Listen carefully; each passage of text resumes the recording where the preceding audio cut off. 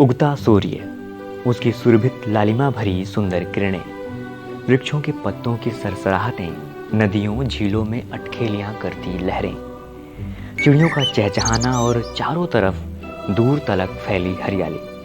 कितनी सुंदर है ये प्रकृति हमारी, कितना कुछ देती है ये हमें। पर क्या प्रकृति को भी हम उतना कुछ दे पाते हैं? शायद नहीं। प्रकृति ने हमसे ये कब कहा कि ये वृक्ष हमारे लिए नहीं है, ये नदियों का पानी हमारे लिए नहीं है, इस धरा के भीतर संचित प्राकृतिक संसाधन हमारे लिए नहीं है? इतने अनमोल प्राकृतिक संसाधनों को हमारे लिए ही तो इस धरा ने अपने गर्भ में सहेज कर रखा है, ताकि इस पृथ्वी पर जीवन सुगमता से चल सके। अगर हम इनका अपनी ज़रूरतों के हिसाब से उपयोग करें तो ये और भी अधिक समय तक हमारी आने वाली पीढ़ियों के जीवन को आसानी से चलाने में उपयोगी हो सकती हैं। पर आज हम अपने बढ़ते शौक, अबाध लिप्साओं और भोगवादी प्रवृत्तियों के कारण दिन ब दिन प्रकृति का दोहन करते चले जा रहे हैं। कभी अत्यधिक वृक्षों की कटाई के रूप में तो कभी अत्यधिक जल दोहन के रूप में। हम प्रकृति को और भी कई तरीकों से नुकसान पहुंचाते हैं, जैसे कि प्लास्टिक का अत्यधिक इस्तेमाल, एसी से निकलने वाली ग्रीन हाउस गैसें, अत्यधिक बिजली खपत, उद्योगों से निकलने वाले कचरे, विभिन्न प्रकार के रसायन हमारे पर्यावरण को दिन और दिन क्षति पहुंचा रहे हैं। यही कारण है कि हमारे पर्यावरण को इन समस्याओं से बचाने के लिए ज़रूरत थी एक मंथन कर अमृत सार निकालने की, और इसी परिकल्पना को साकार रूप मिला पर्यावरण कुंभ के रूप में।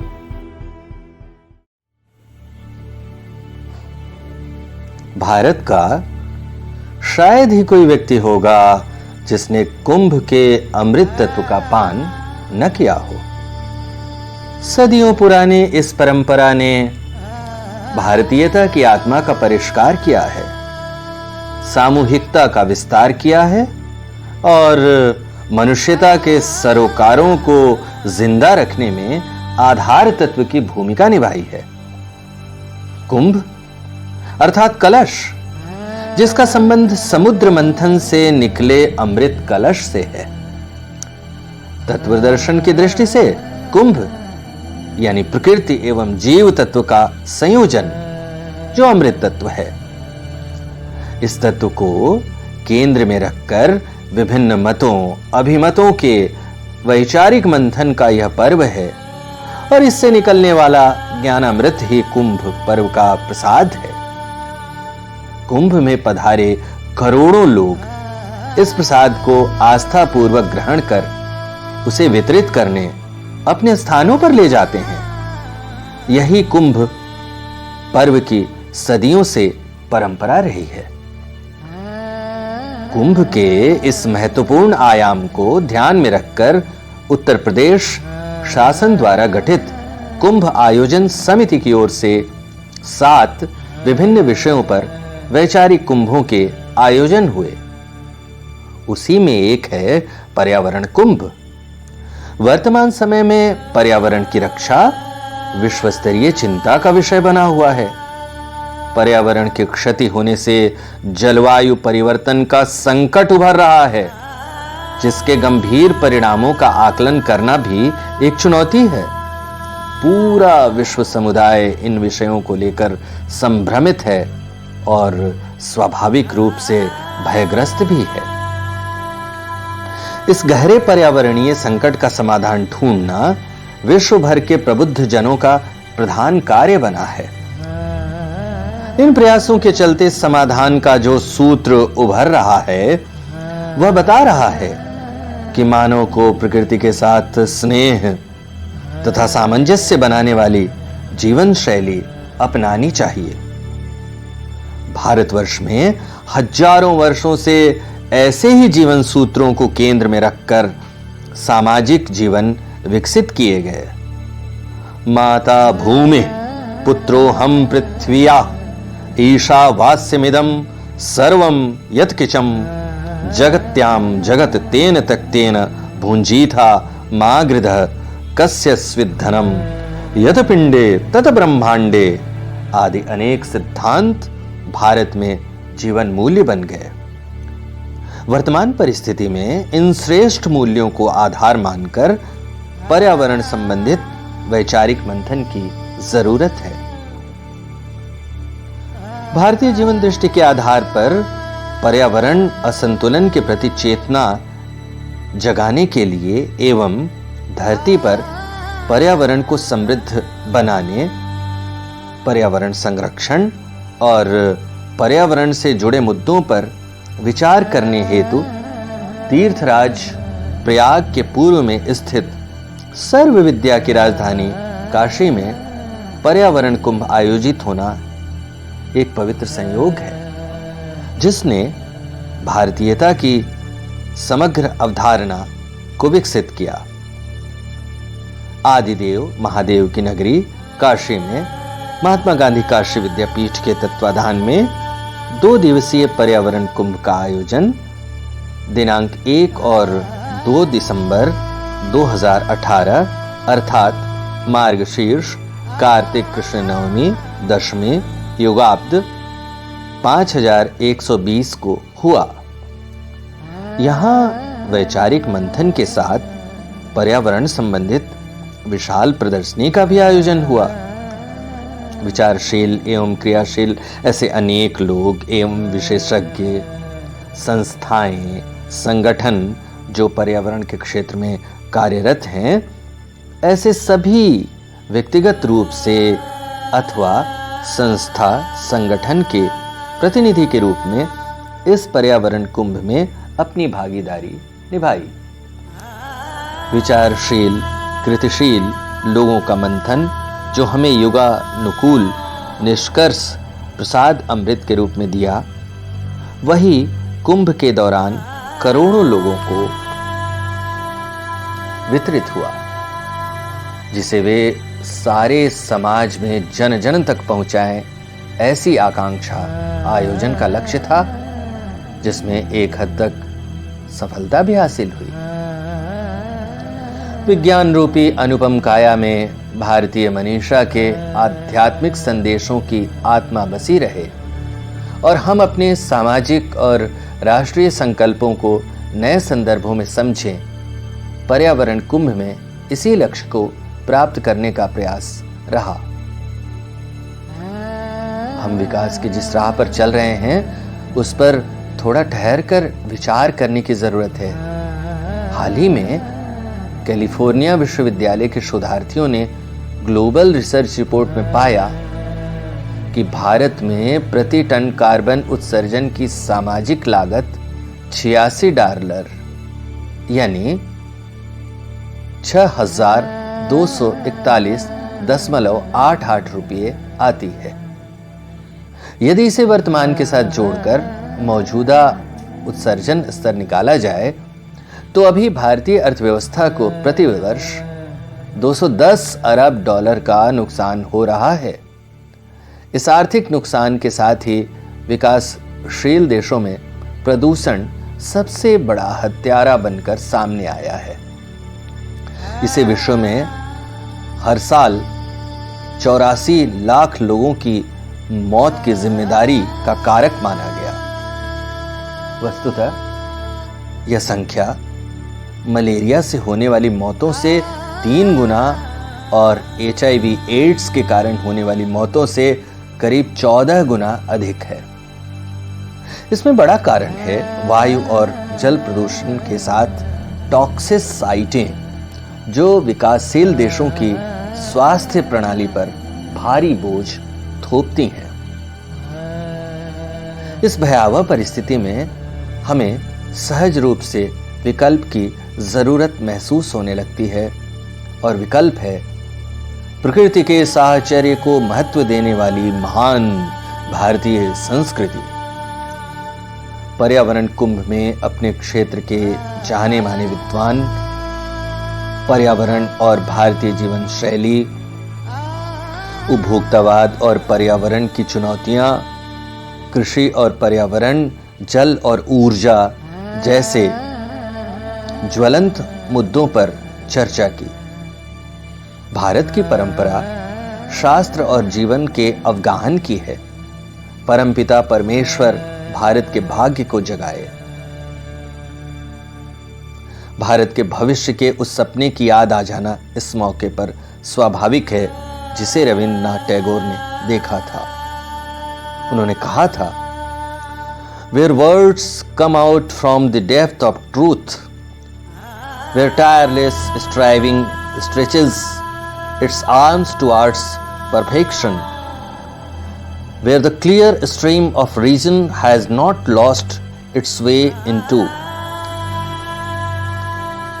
और भी इस कविता की बहुत सारी बातें, जिसका हिंदी अनुवाद इस तरह होगा, जहां हर वाक्य हृदय की गहराई से निकलता हो, जहां हर वाक्य हृदय की गहराई से निकलता हो, जहां हर दिशा में कर्म के अजस्र नदी के स्रोत फूटते हों और निरंतर अबाधित बहते हों, जहां विचारों की सरिता तुच्छ आचारों की मरुभूमि में न खोती हो, जहां पुरुषार्थ 100 टुकड़े में बटा हुआ न हो, जहां पर सभी कर्म, भावनाएं, आनंद की अनुभूतियां तुम्हारे अनुगत हो। हमें यह समझना होगा कि दूसरे से धोखा खाना बुरा है, लेकिन खुद से धोखा खाना और भी बुरा है। दुर्भाग्य यह है कि हमारा ज्यादातर समय खुद को धोखा देने में बीतता रहता है। हमारा भारी भरकम अहम या अहंकार जो ज्यादातर लोगों के पास है, वह खुद को धोखा देने की नियमित खुराक पर ही जिंदा है। शिक्षा जब तक खुद को खोजने, खुद की सच्चाई को जानने की निरंतर प्रक्रिया को समर्पित न हो, बेईमानी है। शिक्षा संस्थानों को इस प्रक्रिया में सहायक बनना होगा।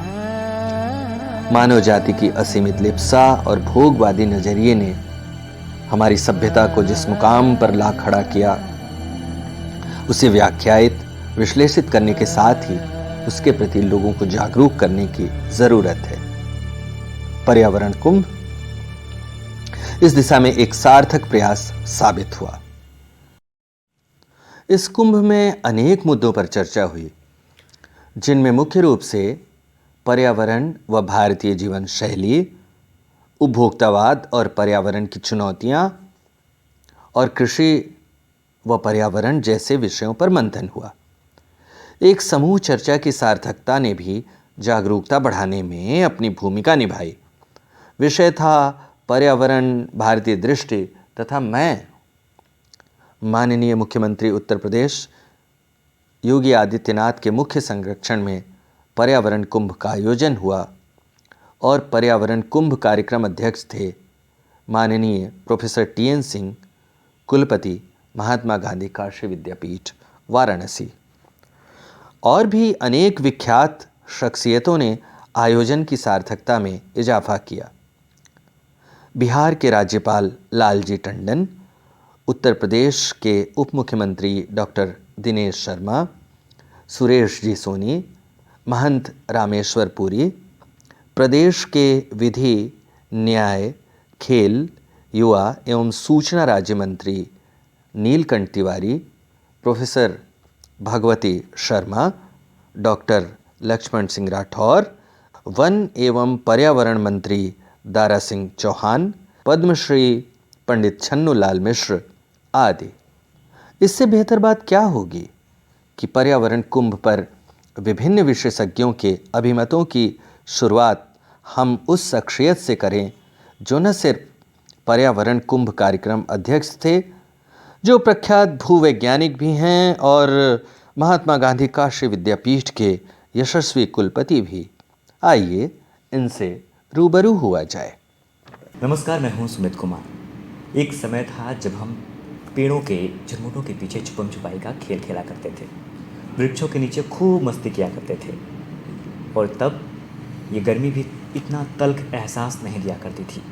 तब तालाब, नहर, खेतों की पगडंडियाँ और स्वच्छ वातावरण कितना सुकून से गुजर जाया करता था, हर शाम, हर दोपहर।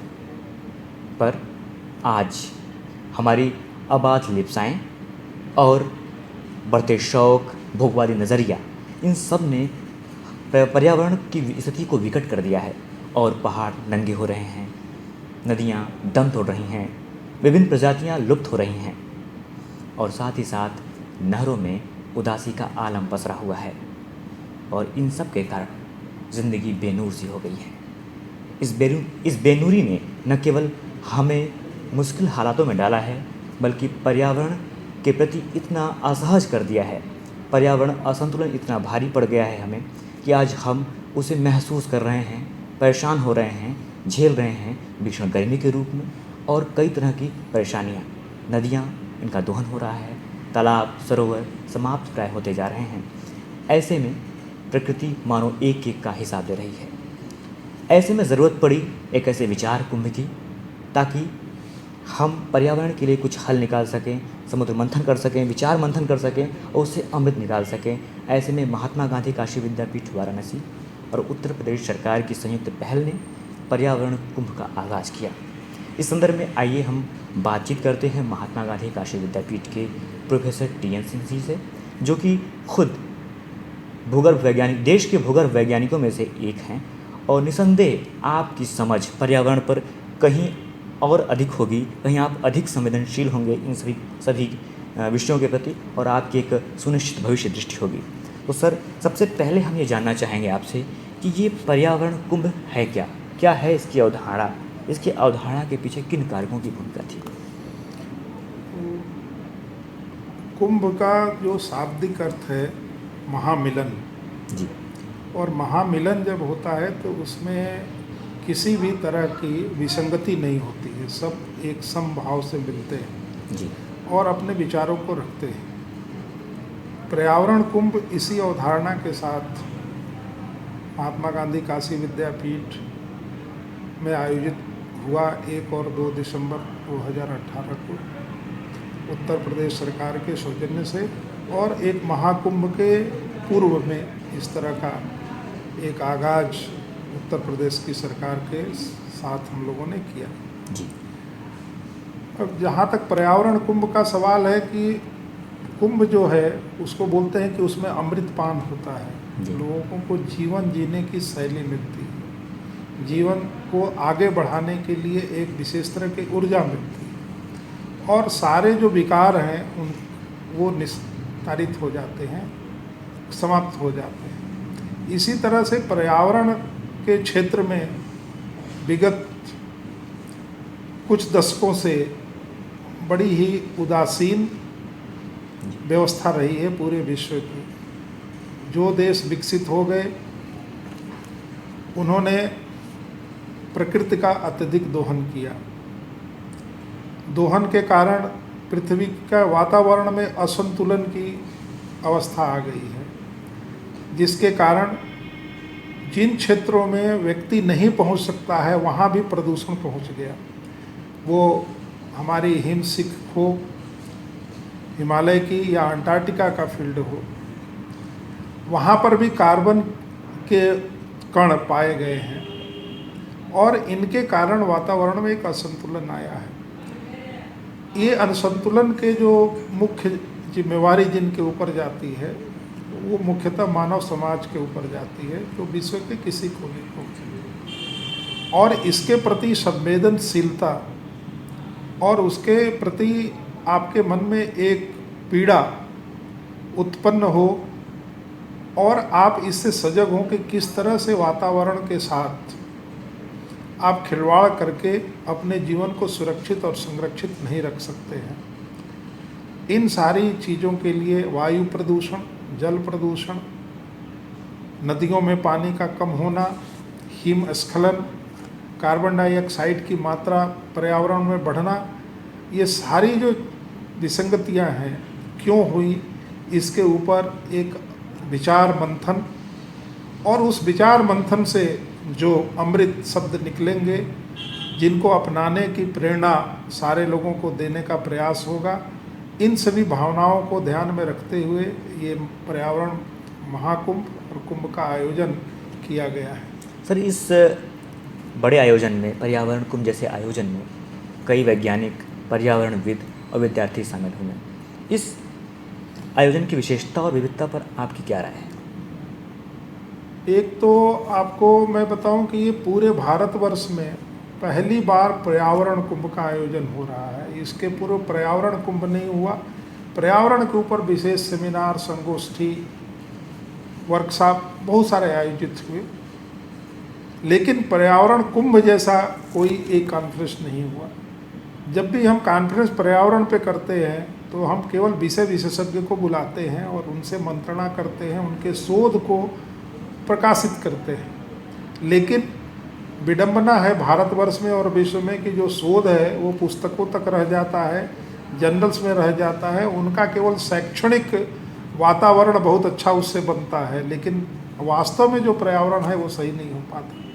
तो पर्यावरण कुंभ में जैसा कि मैंने शुरू में कहा कि समभाव से और सम आदर से सबको बुलाना, तो इसमें हम लोगों ने ये विचार किया कि जितने भी स्वयंसेवी संस्थाएं हैं, जितने भी एनजीओ हैं, विद्यार्थी हैं, कर्मचारी हैं, जो भी थोड़ा भी पर्यावरण के प्रति सचेत है, कृषक, इन सारे लोगों को एक मंच पे बुला करके और उन सबकी भावनाओं को आदर करते हुए उनके विचारों को सुनना, और केवल विचारों को नहीं सुनना, उन्होंने कुछ अपनाया अपने जीवन में पर्यावरण को सुधार के लिए। इन प्रयोगों को भी हम लोगों ने यहाँ सामने लाने का प्रयास करने के पीछे जुटे हुए हैं।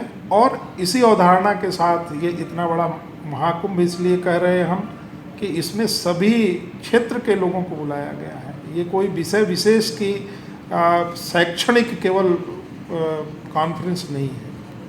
तो सर, इस पर्यावरण का जो विचार मंथन आपने कहा, जो महान पर्यावरणविद कई आए, कई वैज्ञानिक भी आए और कई ऐसे डिग्निटरीज शामिल हुए, तो उस मंथन से क्या निकला? मतलब एक समग्र आप एक कंक्लूजन दे सके तो। ये इस पूरे पर्यावरण कुंभ का सार जो है, हर व्यक्ति के मन में पर्यावरण के प्रति संवेदनशील होने का एक आभास उत्पन्न करने में ये पर्यावरण कुंभ सफल रहा है जी। जितने भी 5000 लोग पूरे 27 राज्यों से आए और वो सारे लोग आकर के उन्होंने अपने अपने विभिन्न प्रयोगों के बारे में चर्चा किया। आपको आश्चर्य होगा कि एक विशेष तरह की प्रजाति पेड़ की जो कि पत्थरों पे विकसित होती है, उस प्रजाति को पुणे से एक व्यक्ति लेकर के आकर के यहाँ पर लोगों को दिया और बताया कि कैसे हो सकता है।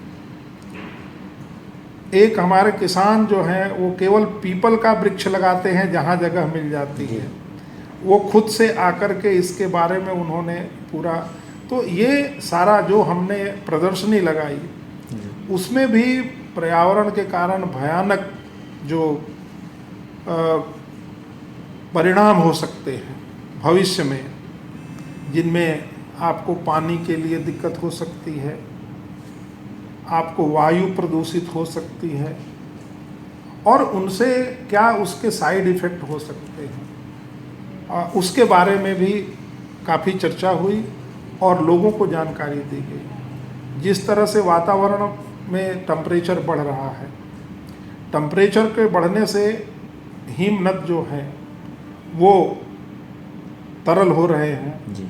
उनके कारण जो कोस्टल हमारे राज्य हैं या विश्व के और भी देश हैं जो एकदम समुद्र तट से बहुत ही कम ऊंचाई पे हैं, उनके विलुप्त होने की संभावनाओं से इनकार नहीं किया जाता, इसके प्रति भी सचेत किया गया है। जी। पानी का कम से कम उपयोग करना, जितनी व्यवस्था है उतनी ही करना, उनका संरक्षण करना, रीसाइकिल, रीयूज, मिनिमम यूज, ऐसे शब्दों से लोगों को परिचित कराना। तीसरी एक सबसे बड़ी विशेषता है कि हमने केवल पर्यावरण कुंभ नहीं किया, लोगों को पर्यावरण कुंभ के तरह आचरण करने पर भी प्रेरित किया। पर्यावरण कुंभ में 0 प्लास्टिक यूज हुआ है, कोई भी प्लास्टिक की चीज़ें हमने यूज नहीं किया जी। खान पान में जो भी व्यवस्था की उनमें भी लोकल का ही ध्यान रखा हम लोगों ने, दूर से आए हुए सामान को नहीं दिया, क्योंकि वो भी एक कार्बन के कारण है। यदि सेव आप जम्मू कश्मीर से या हिमाचल से मंगाते हैं तो सेव तो ठीक रहता है, लेकिन उसके कारण जितनी ऊर्जा का विनाश होता है या कार्बन के रूप में वो कन्वर्ट होती है, जो भी आप पेट्रोल और डीजल ट्रांसपोर्ट करके लाते हैं, वो भी वातावरण को गंदा करता है। और उसी के कारण ग्लोबल वार्मिंग हो रही है। तो हम लोगों ने प्रयास किया कि हम दूर की चीज़ों को नहीं अपनाएंगे, जो हमारा होगा लोकल चीज़ों का यूज करेंगे, जो उस समय की सामयिक सब्जी है, उस समय के सामयिक फल हैं, उस समय की जो सामयिक मिठाइयाँ हैं, वो सारी चीज़ों को हम लोगों ने यहाँ पर अपनाया और जीरो वेस्ट डिस्पोजल के कंसेप्ट को पहली बार किसी कॉन्फ्रेंस में देखने को मिला और सारे लोगों ने इसकी जो है प्रशंसा की। दूसरा, हमने सारे लोगों को पेड़ देने की प्रथा चालू की है कि आप किसी भी आयोजन में जाइए तो आपको हम तुलसी का पेड़, नीम का पेड़ उपहार स्वरूप देंगे। ये पहला कॉन्फ्रेंस कही है या कुंभ है जिसके अंदर हमने पूरे पर्यावरण की पूजा की, न कि किसी की मूर्ति पे माला पहनाया या किसी के दूसरे के को वो अपनाया। हमने पूरे जो विधि विधान से प्रकृति की रक्षा के लिए प्रकृति के प्रति समर्पित लोगों को बुला करके और प्रकृति को ये मानते हुए कि यही देव है, उनकी पूजा करने की परिकल्पना की। और इसके कारण जो जागरूकता पैदा हुई, वो अन्य जो कुंभ, युवा कुंभ हुए उत्तर प्रदेश सरकार द्वारा लखनऊ में, वैचारिक कुंभ हुए, नारी शक्ति का कुंभ हुआ, लेकिन जो सबसे बड़ा इम्पैक्ट और प्रभाव कहिए पर्यावरण कुंभ का रहा, वो ये रहा कि हर जगह यहाँ से जाने के बाद लोगों ने प्लास्टिक को छोड़ने का एक संकल्प लिया। तो ये बाकी जो चारों कुंभ हुए उसमें प्लास्टिक को निस्तारित करना, जो कि आज की बड़ी विकट समस्या है, उस पे हम लोगों ने विस्तार पूर्वक विचार किया। इसमें हमने अध्यात्म से लेकर के विज्ञान तक सारे चीज़ों के ऊपर विस्तार से वर्णन किया, उसके ऊपर डिस्कशन किया, उसके ऊपर लोगों को बुलाया। तो ये एक संतुलित जो है प्रयास मैं कहूँगा कि पर्यावरण के प्रति सजग रहने के लिए किया गया है। सर, मैंने देखा उस पर्यावरण कुंभ में एक तरफ प्रदर्शनी भी लगी हुई थी, कुछ कई ऐसी प्रजातियाँ थी पक्षियों की और कई ऐसी कीड़े मकोड़ों की थी और साथ में कहीं वनस्पति की थी, वो फोटोग्राफी प्रदर्शनी भी लगी हुई थी। इसके क्या मायने थे? जो देखिए, एक फोटोग्राफ जो है वो एक सशक्त माध्यम है व्यक्ति को समझाने के लिए। जी। आकृति को देख करके आदमी उससे ज़्यादा प्रभावित होता है बरसते कि हम बातों से कहें। जी। तो हमने पूरे भारतवर्ष में जो अच्छे पर्यावरणविद हैं और वो साथ साथ फोटोग्राफी उनकी हॉबी है, उन लोगों ने विभिन्न अवसरों पे एक दुर्लभ तरह के चित्र खींचा, जिसको हमने दिखाने का प्रयास किया कि कैसे क्या क्या संकट हैं। उसमें कुछ संकट दिखाए गए, कुछ ऐसे भी स्थान दिखाए गए जहाँ पर्यावरण को संरक्षित किया गया है, तो किस तरह का वातावरण है। तो इन सारी चीज़ों से एक जनमानस के मन में एक विचार ऐसा पैदा करना कि हम भी ऐसा कर सकते हैं अपने घर में, अपने गार्डन में, अपने गांव में, अपने शहर में। जी। तो सबसे अंत में मैं ये जानना चाहूँगा, आप एक भूगर्भ वैज्ञानिकों में देश के शुमार हैं, भारत के प्रतिष्ठित भूगर्भ वैज्ञानिकों में से आप एक हैं। तो इस कार्यक्रम को लेकर, इस कार्यक्रम के आयोजन को लेकर के क्या आपकी भविष्य की दृष्टि है? ये कार्यक्रम तो दृष्टि भविष्य के क्या, भविष्य को यदि सुरक्षित रखना है तो अपनी दृष्टि को भी सुरक्षित रखना पड़ेगा और सुरक्षित के साथ साथ स्वच्छ रखना पड़ेगा। जी। तो ये पूरा प्रयास है कि व्यक्ति विचार से स्वच्छ रहे, जी, अपने व्यवहार से स्वच्छ रहे और अपने कर्मों से भी स्वच्छ रहे, तभी हम विश्व पर्यावरण को बता सकते हैं। और पर्यावरण ऐसी चीज़ है जिस पे न धनी का चलता है न गरीब का चलता है। और आज देखिए जितनी दैविक आपत्तियाँ आ रही हैं, जिसको हम कभी दैविक कहते हैं कि गॉड गिफ्टेड है, कभी हम कहते हैं नेचुरल डिजास्टर करते प्रकृति, इनके पीछे यदि इनका आप अध्ययन करें तो लोगों ने बताया है कि 80% जो है, जो डिजास्टर होते हैं वो मानव के किन्हीं भूल के कारणों से होते हैं और मानव ही उसको सफल करता है। अत्यधिक विकास की दौड़, अत्यधिक आधुनिकता, अत्यधिक उपभोक्तावाद, ये सारे कारण हैं कि हम दोहन के पीछे लगे हुए हैं। और हर व्यक्ति यही सोचता है कि दोहन करने से हम कुछ गलती नहीं कर रहे हैं। लेकिन यदि आप सस्टेनेबल डेवलपमेंट की परिभाषा को हम लोग देखें तो विश्व में सस्टेनेबिलिटी का मतलब है कि आप उतना ही खाइए जितनी आपको ज़रूरत है, और जो बचा है वो आगे आने वाले पीढ़ियों को रखें। तो हम आगे आने वाले समाज को, आने वाले युवाओं को, आने वाले बच्चों को क्या धरोहर दे के जा रहे हैं यदि हम पर्यावरण सुरक्षित नहीं रख सकते। आयोजन में कुल सचिव महात्मा गांधी काशी विद्यापीठ डॉक्टर साहिब लाल मौर्य की अहम भूमिका रही। इनसे बातचीत करना एक दिलचस्प अनुभव रहा। तो सर, ये जो आयोजन हुआ पर्यावरण कुंभ का, इसे उत्तर प्रदेश सरकार और महात्मा गांधी काशी विद्यापीठ के संयुक्त तत्वावधान में आयोजित किया गया। इस पर्यावरण कुंभ का आयोजन महात्मा गांधी काशी विद्यापीठ में हुआ। तो बतौर आयोजन व्यवस्थापक हमें ये बताएं कि महात्मा गांधी काशी विद्यापीठ की इस पर्यावरण कुंभ के आयोजन में क्या भूमिका रही सर? कुंभ एक आध्यात्मिक अवधारणा है। उत्तर प्रदेश सरकार ने इस आध्यात्मिक अवधारणा के साथ साथ कुंभ को सामाजिक सरोकारों से जोड़ते हुए जन जन तक पहुंचाने के लिए इसको 5 कुंभ के आयोजन का निर्णय लिया गया सरकार द्वारा, जिनमें 5वें में सबसे पहला नारी शक्ति विकास कुंभ जो कि मथुरा वृंदावन में आयोजित किया गया है। दूसरा सामाजिक समरसता का कुंभ अयोध्या में आयोजित किया गया। युवा शक्ति विकास का तीसरा कुंभ लखनऊ में आयोजित किया गया। प्रयागराज में सर्वसमावेशी भारतीय दर्शन कुंभ आयोजित किया गया। और सबसे महत्वपूर्ण पर्यावरण कुंभ आयोजित करने का दायित्व उत्तर प्रदेश सरकार द्वारा महात्मा गांधी काशी विद्यापीठ को सौंपा गया। महात्मा गांधी काशी विद्यापीठ ने यह आयोजन 1 और 2 दिसंबर 18 को पूरी भव्यता के साथ किया गया, जिसमें पूरे देश से पर्यावरण प्रेमी और अनेक विद्वान तथा विदेशों से भी लोग उपस्थित हुए थे। तो सर, इस पर्यावरण कुंभ में वो कौन कौन से ऐसे विशिष्ट व्यक्ति थे जिन्होंने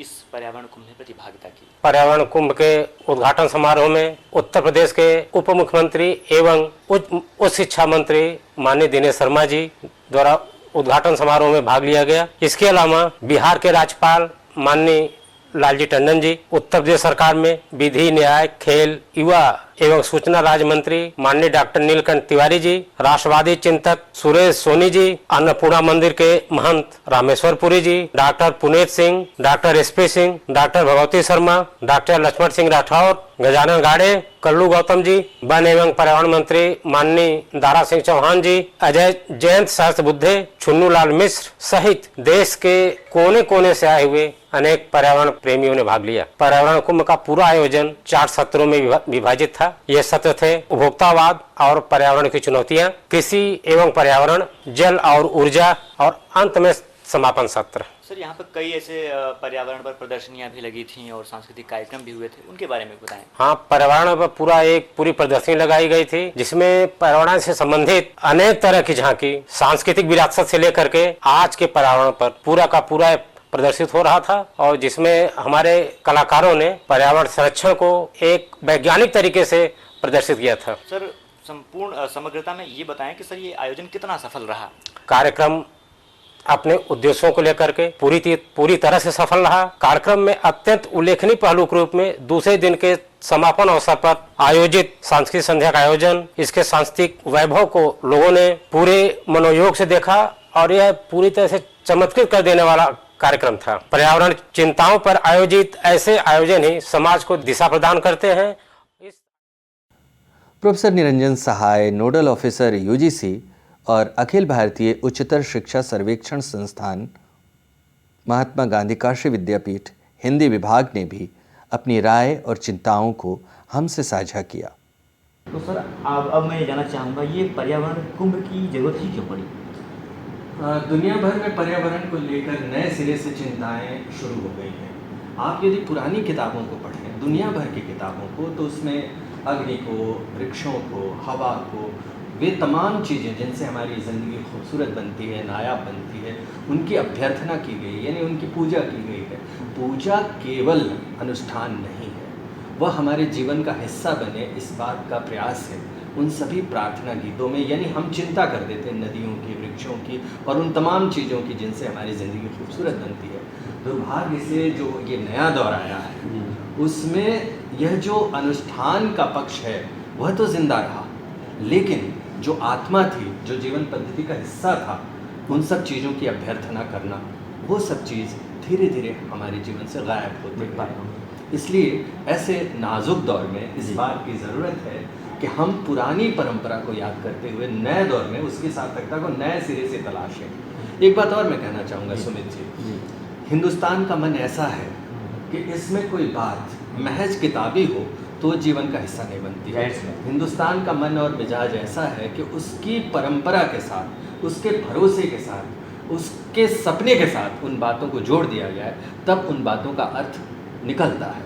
हमें चिंता थी पर्यावरण की, लेकिन कुंभ एक अवधारणा थी, पहले से ही जनमानस में बसी हुई। आप जब कुंभ को देखेंगे तो उसमें आपको देखकर आश्चर्य होगा कि बिना बुलावे के लाखों करोड़ों लोग बरसों से आते रहे हैं। तो हम चाहते थे इस आयोजन के द्वारा संभवतः यह चाहा गया कि इससे एक व्यापक रूप में लोग जुड़ें, इसलिए जुड़े कि वह उनकी परंपरा क्या हिस्सा बने, व्यावहारिक जीवन को साथ बिठाते। तो फिर वही सवाल कि ये पर्यावरण कुंभ की ज़रूरत क्यों पड़ी? जाहिर सी बात है, कहीं ना कहीं पर्यावरण हमारा असंतुलन जी। तो सर इस पर्यावरण असंतुलन के लिए कौन जिम्मेदार है आपके हिसाब से? पर्यावरण देखिए, जो हमारी भोग की लिप्साएँ हैं जी, वो आश्चर्यजनक रूप से बढ़ती गई। जैसे भोग, जैसे कि हम बहुत ज़्यादा दैनिक जीवन में जिन सुख सुविधाओं का प्रयोग करते हैं उनके कारण हज़ारों पेड़ काटे गए। उसी तरह से जो हम शीतल पेय पदार्थ जैसे कोका कोला, ये पेप्सी, इस तरह के जो पेय पीते हैं, उसके चलते हमने पृथ्वी भूजल का इतना ज़्यादा दोहन किया कि और इतना ज़्यादा अपशिष्ट छोड़ी कि उसके चलते पर्यावरण असंतुलित हो गया। उसी तरह जो हमारी नदियों की स्वाभाविक गति है, वो भी जो बहुत सारी विकास की दिशाएं देगी उनके चलते उनको क्षति पहुंची। उसी तरह जहाँ से हम कार्बाइड निकालते हैं, जहाँ से अपरक निकालते हैं, उन तमाम चीज़ों को हम ऐसा नहीं कह सकते कि इन विकास के तरीकों को छोड़ दिया जाए, लेकिन इस बात की चिंता ज़रूर होनी चाहिए कि इस विकास के दरमियान वो लोग न पीड़ित हो जाए जो बरसों से उनको संरक्षित करते आए थे। सर, लेकिन ऑफिस कल्चर में जाहिर सी बात है, इतनी भीषण गर्मी बढ़ रही है, ऐसे में जैसा आपने पर्यावरण संकट की ओर हमें आगाह कराया, तो एसी कल्चर भी बढ़ा है, क्योंकि बिना एसी के अब ऑफिस नहीं होते हैं। तो कहीं ना कहीं क्या ये भी पर्यावरण संतुलन है? इस तरह की तमाम चीज़ें जिम्मेदार हैं। और यह जो हमारा 2 दिन का आयोजन है प्रस्तावित या हो गया, जो हमारा 2 दिन का कार्यक्रम, उसमें हम लोगों ने इन्हीं बातों पर गहन विचार विमर्श करने की कोशिश की। और खूबसूरत बात यह रही कि हमने पेड़ों की, हमने हवाओं की, हमने नदियों की, हमने रोज़मर्रा की ज़िंदगी में उपभोग होने वाली, जैसे आपने इसी का नाम लिया, इन चीज़ों पर गहनतापूर्वक विचार विमर्श किया और लोगों के बीच इस बात को ले जाने का हम लोगों ने प्रयास किया कि कैसे पृथ्वी को हम लोग बेहतरीन ढंग से रहने के लायक बनाएं। बस एक आपको याद, एक प्रसंग बस आपको याद दिलाती, जब हम लोग किताब बना रहे थे एक पाठ्यक्रम समिति में, तो हम लोगों ने निर्मला पुत्तुल, आदिवासी की लेखिका हैं, उनकी एक कविता शामिल की थी, बूढ़ी पृथ्वी का दुख। तो उस कविता में इस बात का जिक्र है कि किस तरह से हमने पृथ्वी के दुख को बढ़ाने में अपनी भूमिका दुर्भाग्यवश निभाई है। इस तरह के आयोजन से होता यह है कि हम उस संकल्प से लबरेज हो जाते हैं, जिन संकल्पों के बल पर आने वाली पीढ़ी को और अपने आसपास के वातावरण को हम कुछ बेहतर दे पाते हैं। सर, ये आप कुछ बोल रहे थे? हाँ, मैं ये कह रहा था कि श्रीमद् भगवद गीता में कृष्ण ने एक बात कही, बहुत खूबसूरत बात है। उन्होंने कहा है कि अनन्यास चिंतयन्तो माम ये जना पर्युपास्ते तेषां नित्याभियुक्तानां योगक्षेमं वहाम्यहम्। वो कह रहे हैं कि सारे दुखों को, देवताओं को छोड़कर हमारे पास आ जाओ, मैं तुम्हारे योग और क्षेम की रक्षा करूंगा। योग यानी किसी वस्तु को प्राप्त करने की इच्छा, और क्षेम का अर्थ यह होता है कि जो प्राप्त की गई वस्तु है उसको कैसे सुरक्षित रखें। इस बात को थोड़ा सा हम बदल दें तो प्रकृति भी प्रकृति के साथ भी हमारा बर्ताव ऐसा ही है। प्रकृति के पास यदि हम सब कुछ जो विनाशकारी नीतियाँ हैं उनको छोड़कर हम जाते हैं, तो पृथ्वी भी हमारे योग और क्षेम का हमारी ज़रूरतों को पूरा कर देती है। जी बिल्कुल। बस हमारे अभी भी पृथ्वी पर इतनी चीज़ें हैं कि दुनिया भर के लोगों का जीवन आराम से कट जाए। पृथ्वी पर इतनी संपदा है कि सबका पेट भर जाए, सबके लिए घर मिल जाए। पर्यावरण कुंभ जैसे आयोजन, अगर हम केवल ज़रूरतों पर ही निर्भर रहे हैं, अपने जो भौगोलिक जैसा आपने शुरुआत ही अपनी की, अगर उस पर ना आकर के केवल ज़रूरतें ही सीमित कर लें, तो कहीं ना कहीं हम पर्यावरण प्रति जो हमारी रोज़मर्रा की ज़िंदगी है उसमें बदलाव करने की ज़रूरत महसूस होगी। हमें यह तय करना होगा कि हमारी चाहतें जो हैं वो असीमित ना हो। हम अपनी ज़रूरतों को कम से कम करने की कोशिश करें। हम पृथ्वी से जितना लें, कम से कम इस बात को महसूस करते हुए इस बात की कोशिश ज़रूर करें कि वृक्ष लगाएं, नदियों को प्रदूषित ना करें। ये बहुत आम बातें हैं। प्लास्टिक का प्रयोग कम से कम करें। तो ये तमाम चीज़ें सर इसी से जुड़ा हुआ वही मैं एक आखिरी बस सवाल मैं आपसे पूछूंगा, आप कंक्लूड करिए। मैं ये पूछना चाहूँगा कि जाहिर सी बात है कि अब तो पर्यावरण का जो ये असंतुलन है वो बहुत ही असंतुलित हो चुका है पर्यावरण, लेकिन इस बीच हम कैसे मैनेज करें, वो एसी में रहकर काम भी कर लें और साथ में पर्यावरण संरक्षण के लिए हम उपाय कर लें, तो क्या क्या कैसे उपाय किया जा सके कि दोनों के बीच हम संतुलन साध पाएँ? अब आप देखिए कि अभी जो हम लोग आयोजन किए हैं पिछले 2 दिनों का, इसमें उन तमाम पहलुओं पर चर्चा हुई है कि जो हमारी आजकल की ज़िंदगी है और पर्यावरण का जो गहराता संकट है, उसके बीच का रास्ता किस तरह से निकाला जाए। तो उसका केवल और केवल वही जवाब होगा कि कहीं ना कहीं बेलगाम लिप्साओं पर हमें सोचना होगा और हमारी जो रोज़मर्रा की ज़िंदगी है उसमें कुछ आधारभूत ऐसे बदलाव ज़रूर करने होंगे जिसके चलते हम इस बात को महसूस कर पाएँ कि जो हम लेते हैं उसका कर्ज भी हम पर है और हो सके तो उससे निजात पाने का प्रयास हमेशा करना चाहिए। हमारा पर्यावरण कुंभ का जो आयोजन है विभिन्न विचारकों द्वारा इसी संदर्भ में विभिन्न मुद्दों पर बात किया। खुशी इस बात की है कि जो हमारे प्रतिभागी थे और बहुत सारे विद्यार्थी थे वे बहुत सारे संदेश को लेकर गए हैं और दुनिया खूबसूरत बनेगी, यही भरोसा। सर एक मैं आखिरी क्वेश्चन है लेकिन उसी का जुड़ा हुआ एक संदेश हम आपसे ये जानना चाहेंगे कि युवा क्या करें, क्योंकि युवाओं पर बहुत बड़ी जिम्मेदारी है, चाहे वो देश का भविष्य हो या ये प्रकृति का भविष्य हो। युवा क्या करे, एक सारगर्भित तरीके से हमें बताएं कि युवा क्या करें जिससे हम पर्यावरण को असंतुलित तो हो चुका है उसे हम संरक्षित कर पाएँ कुछ हद तक कि आने वाली पीढ़ियाँ इसका उपभोग कर सकें। जी, बहुत अच्छा सवाल है। इसका पर्यावरण ही नहीं बहुत तमाम चीज़ों से इसका संबंध है और पता नहीं इस बात को कहना चाहिए कि नहीं कहना चाहिए, पर मैं कहता हूँ। वो ये बात है कि एक ऐसे समाज में जहाँ आप जीते हैं वहाँ पर आप रोज़मर्रा की ज़िंदगी में यह देखते हैं कि जो बुरा काम करने वाले लोग हैं वे लगातार सफलता की सीढ़ियाँ दर सीढ़ियाँ चूम रहे हैं। तो एक ऐसे समाज में जहाँ पर कि इस तरह का भयानक असंतुलन आपको दिखता हो कि कक्षाओं में जो आप पढ़ रहे हैं ठीक उसके विपरीत ज़िंदगी में आपको दिखाई पड़ती हुई चीज़ें, एक जो युवा होता है उसके लिए तय करना जाहिर सी बात है बहुत मुश्किल है कि वो क्या करे। इसका एक ही रास्ता है, इसका वह रास्ता है कि हम विद्यार्थियों के बीच में, युवाओं के बीच में जाकर इस बात को करें कि उसके जीवन का जो दुख है या उसके जो समाज का दुख है, उन दुखों को पैदा करने वाले कारक कौन हैं। जब हमको सामाजिक, सांस्कृतिक, राजनीतिक और तमाम तरह की निर्मितियाँ जिनसे हमारा जीवन बनता है उसकी हम पड़ताल शुरू करते हैं तो हमें यह तय करने में आसानी होती है कि ऐसी परिस्थितियों में हमें क्या करना चाहिए। पर्यावरण का रिश्ता भी उसी से जुड़ा हुआ है। पर्यावरण का रिश्ता भी इस अर्थ में इन बातों से जुड़ा हुआ है कि जैसे ही हमको इस बात का एहसास होगा कि हमें असुंदर कौन चीज़ें बना रही हैं, पर्यावरण में कौन सा ऐसा बर्ताव है हमारा, कौन सा व्यवहार ऐसा है जिससे चीज़ें असुंदर बन रही है, हम तय करने लगेंगे कि हमें क्या करना चाहिए, क्या नहीं करना चाहिए। चूँकि हर व्यक्ति नायाब है और हर आदमी के जीवन के संदर्भ अलग अलग होते हैं, इसीलिए इस संदर्भ में कोई तयशुदा फार्मूला पेश नहीं किया जा सकता है। अपने परिवेश के मुताबिक निर्णय लेने की योग्यता पैदा हो जाए विद्यार्थियों में, इस बात की अलग लगातार जगाते रहना चाहिए। ओके, बहुत बहुत धन्यवाद सर। सर आपने कहा कि हर एक व्यक्ति अपने आप में नायाब है, यदि वह अपने हिसाब से जो उसे सही लगता है वो निर्णय ले और पर्यावरण के लिए क्या असुंदर है क्या सुंदर है यदि वह जान ले और उसके अनुरूप ही व्यवहार करे तो निसंदेह वो दिन नहीं। जब हम धीरे धीरे करके पर्यावरण असंतुलन को संतुलन की तरफ मोड़ पाएंगे। सर आपसे बात करके बहुत अच्छा लगा और निसंदेह आपने समग्र रूप से एक दृष्टि रखी कि क्या निवारण किया जाए, क्या कारण है और कैसे हम पर्यावरण कुंभ को इन दोनों के पक्षों में समेट करके इसका एक उपाय ढूंढने की कोशिश कर रहे हैं इस महाकुंभ विचार में। धन्यवाद। बहुत शुक्रिया। आयोजक प्रोफेसर ओम प्रकाश सिंह ने कुशलतापूर्वक योगदान दिया। ऐसा है, पर्यावरण कुंभ एक अच्छी शुरुआत थी, एक अच्छा कंसेप्ट था। ये अवधारणा इसलिए अच्छी लगी। पहले जो जितने विचार कुंभ आयोजित होने वाले थे उनमें पहला आयोजन हमारा था और पर्यावरण पर कुंभ हो सकता है इसको लेकर के लोगों के मन में कोई संकल्प नहीं था। लेकिन पर्यावरण कुंभ में जो सबसे बड़ी बात हुई कि प्राचीन भारतीय धर्म ग्रंथों में, साहित्य में, संस्कृत साहित्य में पर्यावरण पर इतनी सामग्री है कि दुनिया की किसी भाषा के किसी संदर्भ में उतना शब्दकोश, उतना साहित्य, उतना संकल्प नहीं है। अगर जो संस्कृत साहित्य में, वेदों में, पुराणों में, उपनिषदों में वो सब हम लोगों ने निकाले, जिनके सूक्त वाक्य वहां लगाए गए, उससे एक जानकारी हुई। आज बिगड़ते हुए पर्यावरण को कैसे हम बचा सकते हैं, वो हमारे लिए एक धरोहर है। वह धरोहर जनता तक आई और लोग अवगत हुए।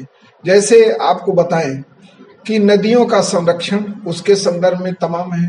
पंचवटी की अवधारणा पूरे दुनिया में सबसे अनोखी है। पंचवटी वृक्ष, जिसमें पहले आपको बताऊं, पंचवटी के संदर्भ में लोक अवधारणा जो थी वो मेरे मन में थी, लेकिन पंचवटी वृक्ष कौन है? उसमें है पीपल, उसमें है बरगद, उसमें है अशोक, उसमें है बेल और उसमें है 5 वृक्ष आंवला। ये ऐसे वृक्ष हैं जो कि एंटीबायोटिक का भी काम करते हैं, पर्यावरण संरक्षण का भी काम करते हैं और इसके साथ जीवों के लिए भी। जैसे ये जितने हैं उनमें 5 वृक्ष एक साथ रहेंगे, सब में हमेशा फल रहेगा। कभी कोई वृक्ष ऐसा हो कि एक खाली है तो दूसरे में फल रहेगा, दूसरा खाली है तीसरे। तो एक तरह से पर्यावरण प्रिय ये वृक्ष, यह संदेश हमें मिला। जी सर, ये पर्यावरण कुंभ का जो आयोजन रहा, कुल मिलाकर के किन अर्थों में विशिष्ट रहा? क्या विशेषता रही इसका पर्यावरण? देखिए, पर्यावरण की विशेषता ये रही कि उसका जो प्रदर्शनी लगाई गई, उस प्रदर्शनी में भीड़ इतनी संख्या में नगर से आई कि किन्हीं कारणों से एक दिन पहले जब प्रदर्शनी जो है, लोग चाहते थे कि समारोह के एक दिन बाद 2 दिन बाद और चले, लेकिन हर चीज की अपनी आर्थिक व्यवस्था, नियोजन होता है। उसमें आने वाले दर्शकों और भीड़ और उसके बाद जो उनकी प्रतिक्रिया थी, उसको देख करके लगा कि लोग उतावले हैं, पर्यावरण के प्रति जागरूक हैं और जितने लोग आए सबने प्रदर्शनी को सराहा और उसमें पूरे प्राचीन भारतीय जो परिदृश्य, जैसे समुद्र मंथन का दृश्य था, विष का दृश्य था और आपके कालिया नाग मंथन, भगवान कृष्ण ने जो यमुना नदी कालिया के विष से विषैली हो चुकी थी, जो वर्तमान में भी उसका यमुना का स्वरूप काला हो गया है, एक प्रतीक है, उसको कालिया से मुक्त किया तो पर्यावरण को बचाया, जल संरक्षण किया, शुद्धता किया। तो एक तरह से लोगों में बड़ा भाव जगा। शेष विज्ञान के लोग आए थे, उन्होंने करके दिखाया कि कैसे पानी प्रदूषित है उसको शुद्ध कर सकते हैं और कैसे भारतीय परंपरा से घर में पीने का पानी, बहुत से चीजें हैं, आरओ आदि हैं, वो पानी शुद्ध तो 1 लीटर करते हैं लेकिन 3 लीटर पानी बर्बाद करते हैं। एक बड़ा दृष्टिकोण लोगों के मन में आया, लोगों के विचार आया, तो इसलिए ये आयोजन बहुत अपने में विशेष तरह का रहा। सर, अभी आपने कहा कि कई तरह के लोग आए और लोग वहाँ आकर प्रदर्शनी को सराहा और कई तरह की प्रदर्शनी को दिखाया, चाहे विज्ञान से संबंधित हो या अन्य विषयों से। तो सर, इसी से प्रश्न मेरा निकल रहा है कि कितने राज्यों से लोग प्रतिनिधियां आए, कौन से पर्यावरणविद आए और कितने विद्यार्थी? ऐसा है कि जहां तक है कुल मिलाकर के लगभग 14 राज्यों का प्रतिनिधित्व रहा हमारे पास। 3500 लोगों की सहभागिता रही और कुल मिलाकर के जो 2 दिनों में सत्र चले, उन सत्रों में देखा जाए तो 100 से अधिक विद्वानों की लगभग एक दिन प्रतिभागिता रही, तो 300-400 विशेषज्ञों की प्रतिभागिता रही। और सबसे बड़ी बात है, आधुनिक और परंपरागत दोनों तरह के पर्यावरणविद आए और ये निष्कर्ष पर हम पहुंचे कि प्राचीन भारतीय ग्रंथों में वर्णित पर्यावरण संरक्षण की व्यवस्था का जो संदर्भ मिलता है, वैसा संदर्भ आज के भी वैज्ञानिक युग में कहीं एक जगह मिलता नहीं। पर्यावरण कुंभ जो है, इस तरह के आयोजन हर साल होने चाहिए हर क्षेत्र में, जिससे जागरूकता बने। और दूसरी चीज ये है कि पर्यावरण व्यापक आयाम है, इसके लिए अधिक से अधिक वृक्ष लगाओ, यह संदेश देकर के पर्यावरण कुंभ गया।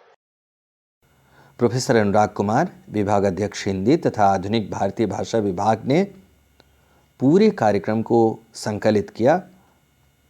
उनसे बातचीत करना मुनासिब होगा।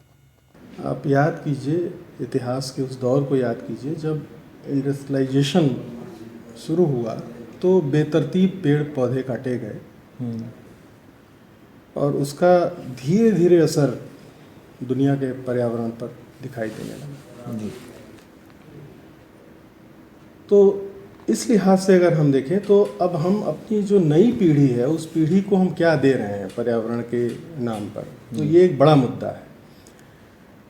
जो पर्यावरण कुंभ का जो आयोजन है, वह अपने में इस रूप में बड़ा सार्थक है कि जैसा कि हम लोगों ने महसूस भी किया कि कैंपेन करना एक अलग चीज़ होता है, लेकिन ये इस आयोजन में सभी पीढ़ियां एक साथ मौजूद थीं।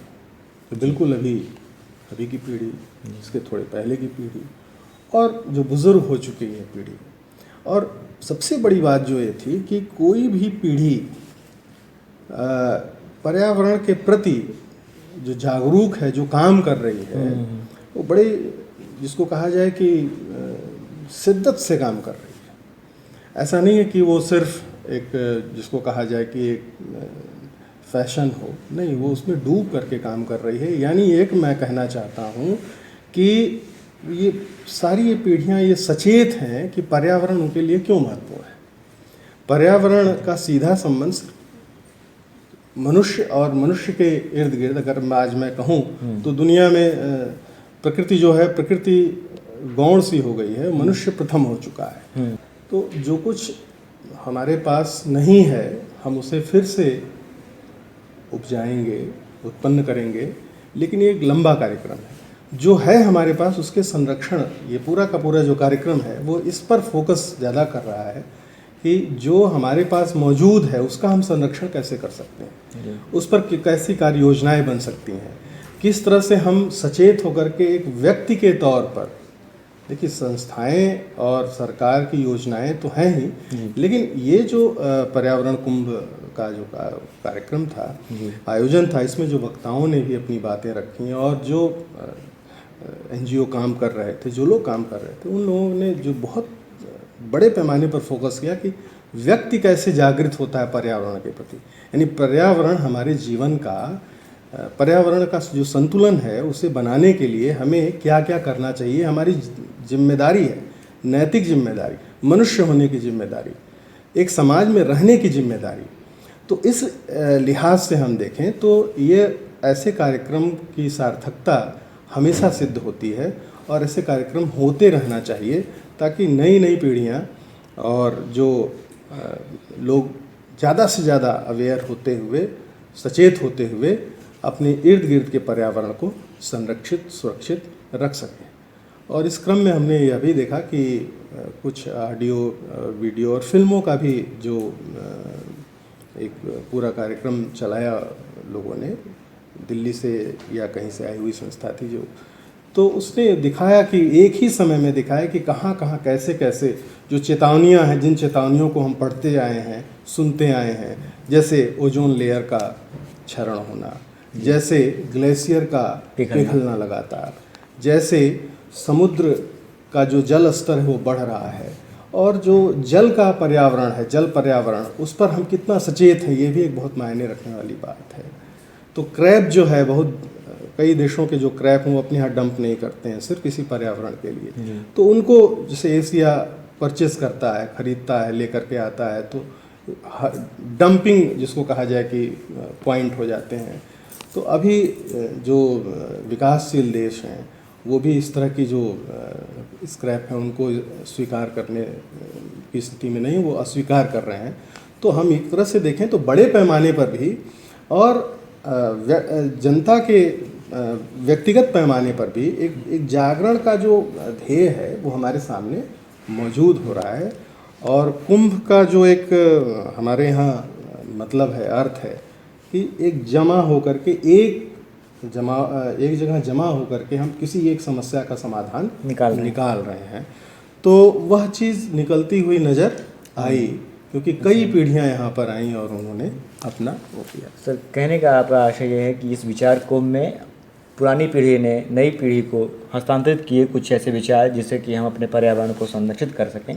तो सर ये बताएं कि यह पर्यावरण कुंभ, यह विचार कुंभ कितना सफल रहा अपने उद्देश्यों में?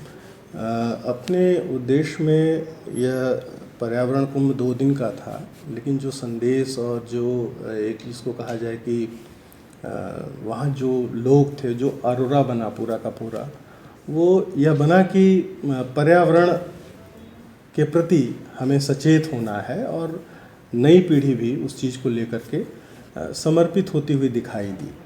ख़ास करके आप ये देखें, अगर मैं जो बात कहना चाहता हूँ ये कहना चाहता हूँ कि जो नया दौर है, तो नए दौर में जो स्लोगन है इंफॉर्मेशन और टेक्नोलॉजी की बात है, तो टेक्नोलॉजी हमारे जीवन का एक बड़ा हिस्सा है। तो उसमें हम इससे बैक नहीं हो सकते, पीछे नहीं जा सकते, लेकिन इस दौर में हम कैसे पर्यावरण के साथ सामंजस्य स्थापित कर सकते हैं, इस चुनौती को पूरा जिसका कहा जाए कि उस चुनौती को स्वीकार करने का और कैसे हम उसके प्रति समर्पित हो सकते हैं, कैसे उसे अपना हिस्सा बना सकते हैं, इसकी पूरी अनुभूज रही पूरे कार्यक्रम के दौरान। चाहे वो पेंटिंग हो, चाहे वो किताबों के माध्यम से हो, चाहे फिल्म दिखाया गया उसके माध्यम से, या फिर जो कुछ संदेश दिया गया मंच से, जो आंकड़े प्रस्तुत किए गए, वे सारे के सारे ये बताते हैं कि ये हमारे जीवन का एक बड़ा हिस्सा है। और एक और बड़ी बात जो मैं कहना चाहता हूँ, ये कहना चाहता हूँ कि पर्यावरण अब अध्ययन का हिस्सा भी है, एक बड़ा हिस्सा है। तो और इस अध्ययन के इस हिस्से पर दुनिया के सभी देश जो हैं वो बड़े बड़े कार्यक्रम, एकेडमिक कार्यक्रम बना करके प्रस्तुत कर रहे हैं और बच्चे उसमें जा रहे हैं। तो उससे एक जो बड़ा फ़ायदा ये है कि ये सिर्फ और सिर्फ एकेडमिया की बहस नहीं है, बल्कि हमारे जीवन से जुड़ करके एक नई स्ट्रीम को विकसित कर रहा है। तो इस लिहाज से देखा जाए तो पर्यावरण कुंभ ने एक लंबा संदेश दिया है। अच्छा, तो सर जो संदेश दिया है, इस संदेश पर अपनी राय बताएं। मेरी राय ये है कि पर्यावरण जैसे विषय को जो हमारे जीवन का हिस्सा है, तो कुछ ऐसी चीज़ें जो पहले हमारे जीवन का हिस्सा हुआ करती थी, लेकिन अब जिसे हम छोड़ते चले आ रहे हैं, जैसे गांव से छोड़कर हम शहर, या गांव तब्दील होता जा रहा है शहरों में। तो अच्छी बात है, शहर बनना चाहिए, विकास का अवसर हर जगह मिलना चाहिए, लेकिन वो जो मौलिकता है वो तो बनी रहनी जो चाहिए। प्रकृति के साथ हमारा जो रिश्ता है, वो जो आदिम रिश्ता है, वो आदिम रिश्ता किसी न किसी रूप में, चाहे वो संस्कार के रूप में, चाहे वो परंपरा के रूप में, चाहे वो उत्सव के रूप में, कहीं ना कहीं वो किसी न किसी रूप में मौजूद होना चाहिए। और अगर हम इस तरफ ध्यान दे पाएँ तो जाहिर सी बात है कि आने वाले कठिन दौर में हमारी जो पीढ़ी है वो बड़ी मजबूती के साथ पर्यावरण के साथ अपना रिश्ता कायम कर सकेगी। सर बहुत बहुत धन्यवाद। सर आप कुछ कविता बोलना है? हाँ, पढ़ लीजिए। मैं अंत में एक कविता है, केदारनाथ अग्रवाल की बड़ी मशहूर कविता है, उसका जिक्र करना चाहूँगा।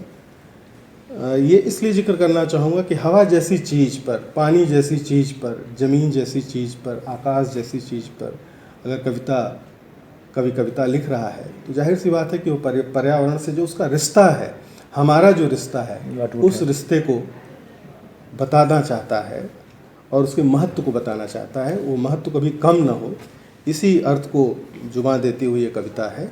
बसंती हवा, हवा हूँ हवा मैं, बसंती हवा हूँ, वही हाँ वही जो युगों से गगन को बिना कष्ट श्रम के संभाले हुए हूँ। हवा हूँ हवा मैं, बसंती हवा हूँ। Professor Prabhat Kumar Singh Dixit, civil engineering विभाग, IIT काशी हिंदू विश्वविद्यालय की उपस्थिति के क्या मायने थे, आइए उन्हीं से सुनते हैं। समग्र रूप से आप कैसे देखते हैं, क्या संदेश गया होगा लोगों को? पर्यावरण अपने आप में एक बहुत विशाल क्षेत्र है और 2 दिन में समायोजित करना इतने बड़े विशाल चीज़ों को अपने आप में एक अभूतपूर्व कार्य था। और खासकर जो प्रदर्शनी जनमानस के लिए लगाई गई थी, उससे बहुत ज़्यादा जनमानस के प्रति जागरूकता, जनमानस में पर्यावरण के प्रति जागरूकता पैदा हुई। और आज हम देख रहे हैं कि बनारस ऐसे शहर में जहाँ कभी कोई ट्रैफिक सिग्नल नहीं फॉलो करता था, अब हर जगह आप लोग जनमानस रुकता है, ट्रैफिक फॉलो करता है। तो उसका एक रीज़न ये भी है कि वो समझता है कि हम ट्रैफिक क्राउडिंग करेंगे तो देर सवेर पर्यावरण का ही ह्रास करेगा। तो ट्रैफिक सिग्नल्स पे रुकना हमको सबसे बड़ी अनुभूति होती है लोगों को देख के, और ये हमको लगता है कि इस प्रयास का ही एक साइड इफेक्ट था।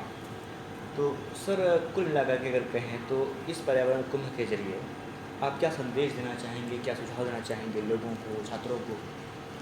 ये पर्यावरण कुंभ 2 दिन में इतना ज़्यादा जब जागृति दिया और बहुत लंबे अंतराल के आसपास हुआ, तो मेरा तो सुझाव है कि ऐसे आयोजन कम अंतराल पे लोगों की चेतना को जागरूक करने के लिए निरंतर ऑर्गेनाइज होने चाहिए, जिससे कि आदमी अपने को पर्यावरण के नज़दीक आए और हास को रोके। बहुत बहुत धन्यवाद। हम बातचीत कर रहे थे डॉक्टर PKS दीक्षित से, प्राध्यापक थे IIT।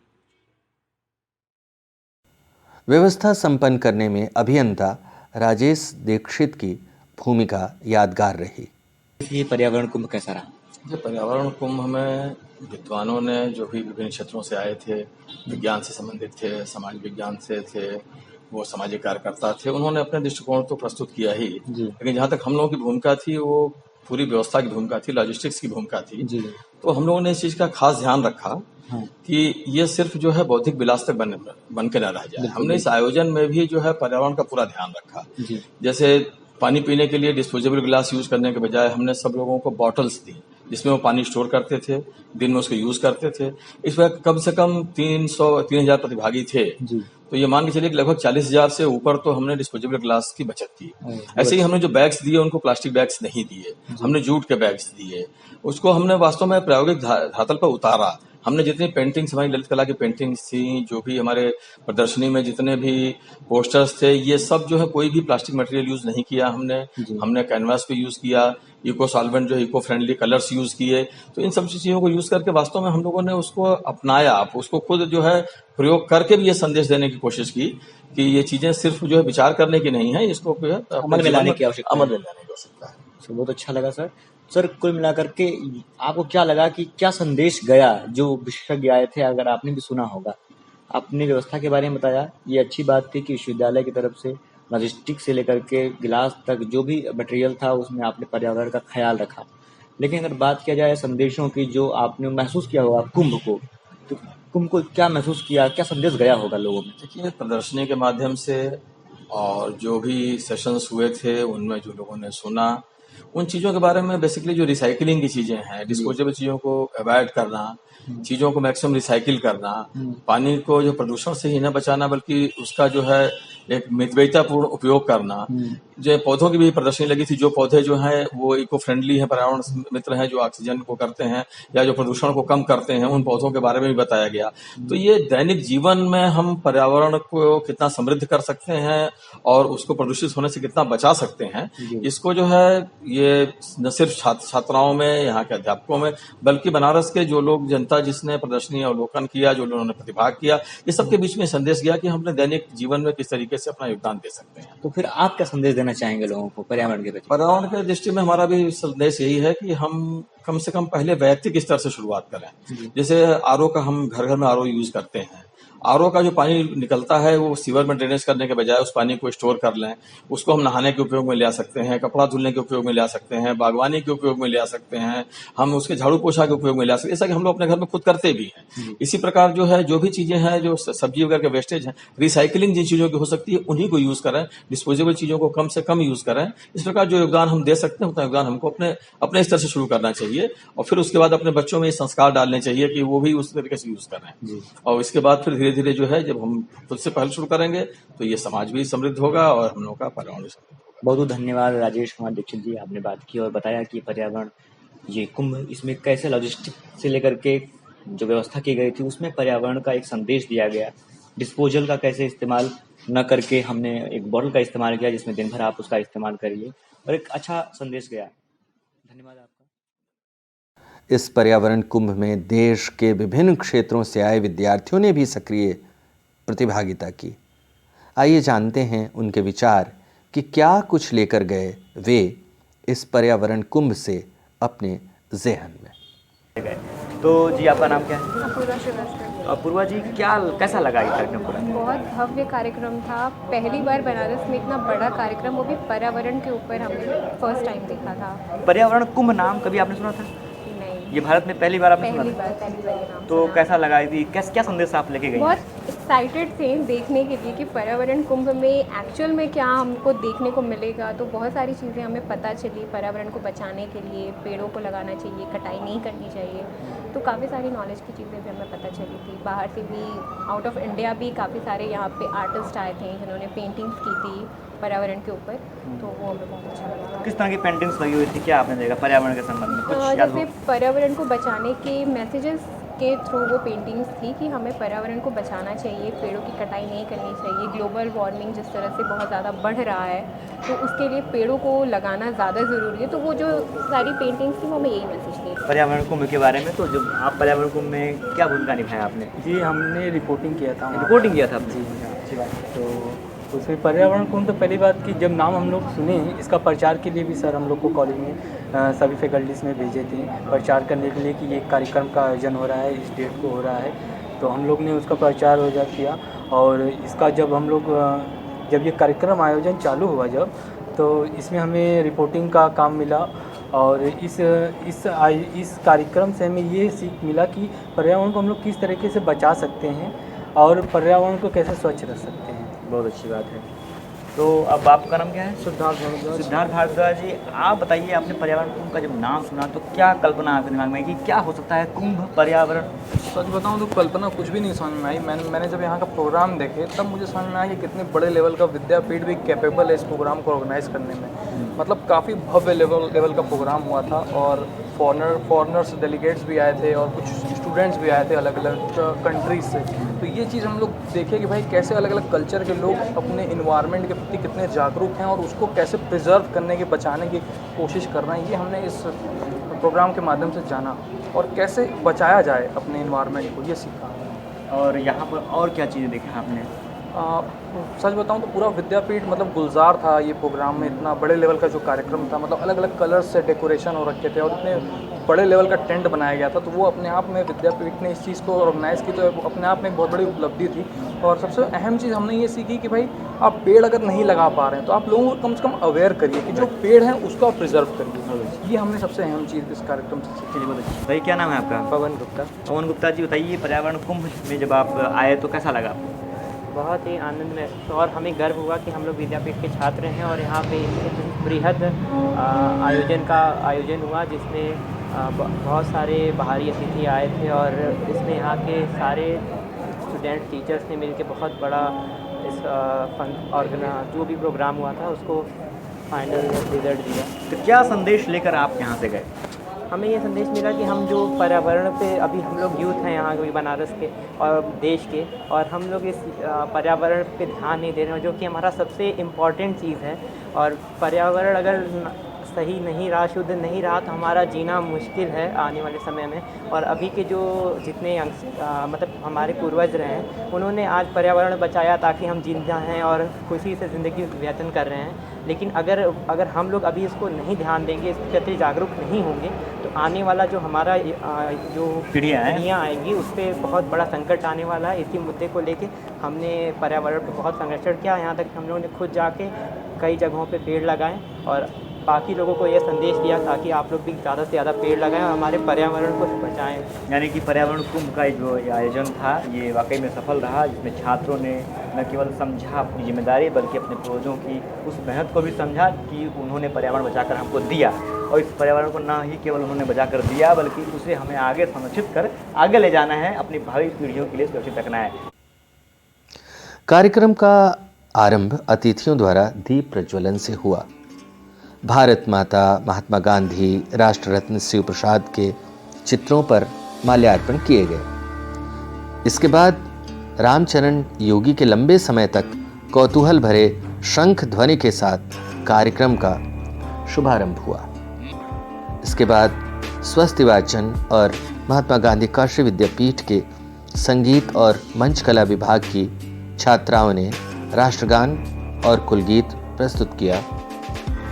विश्वविद्यालय के माननीय कुलपति प्रोफेसर टी.एन. सिंह ने अतिथियों को अंगवस्त्रम और गीता देकर उनको सम्मानित किया। देश के विभिन्न राज्यों से आए विद्वज्जनों ने पर्यावरण कुंभ पर अपने विचार प्रस्तुत करने की दिशा में इस सत्र को सार्थक बनाया।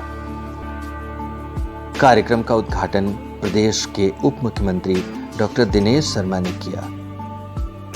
इस अवसर पर उन्होंने मनुष्य की जीवन शैली में हुए बदलाव, पर्यावरण असंतुलन संबंधी अपने विचार रखे। उनका मानना था कि पर्यावरण की रक्षा करना मनुष्य का कर्तव्य है। उन्होंने साफ तौर पर इस बात को रेखांकित किया कि मनुष्य की जीवन शैली में बदलाव से पर्यावरण असंतुलन पैदा हुए हैं और पर्यावरण असंतुलन की दुरभिसंधि से मुकाबला करने की आवश्यकता है। इस आवश्यकता का भगीरथ प्रयास तभी संभव है जब देश के सभी क्षेत्र के विशेषज्ञ आपस में मिलकर विचार मंथन करें और यह पर्यावरण कुंभ इस विचार मंथन के अमृत तत्व की दिशा में बढ़ने वाला लक्ष्य को समर्पित हो, ऐसी मंशा उन्होंने प्रकट की। समारोह के मुख्य वक्ता और सामाजिक चिंतक सुरेश जी सोनी ने कहा कि कुंभ की परंपरा समुद्र मंथन के बाद से शुरू हुई। मंथन से निकले विष को भगवान शंकर ने स्वयं पीकर उससे जगत की रक्षा की।